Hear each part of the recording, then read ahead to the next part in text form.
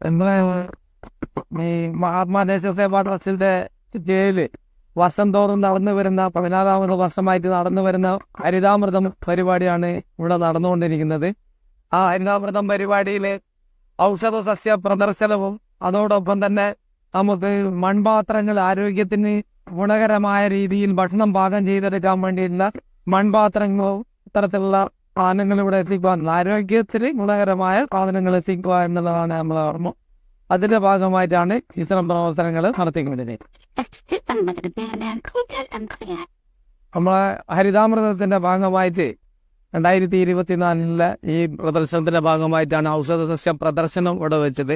ഇതിന്റെ പഠന ഗാലറിയാണ് ഇവിടെ പ്രദർശിപ്പിച്ചിട്ടുള്ളത്. ഏകദേശം 300ഓളം ഔഷധ സസ്യങ്ങൾ ഇവിടെ പ്രദർശിപ്പിച്ചിട്ടുണ്ട്. അതിൽ നക്ഷത്ര വൃക്ഷങ്ങൾ വേറെ തന്നെ 27 വൃക്ഷങ്ങളും ഓരോ നക്ഷത്രവും അതിന്റെ വൃക്ഷങ്ങളും പേരെഴുതിക്കൊണ്ട് പ്രദർശിപ്പിച്ചിട്ടുണ്ട്. അതേപോലെ തന്നെ ദശപുഷ്പങ്ങൾ ഇവിടെ പ്രദർശിപ്പിച്ചിട്ടുണ്ട് പ്രത്യേകമായിട്ട് തന്നെ.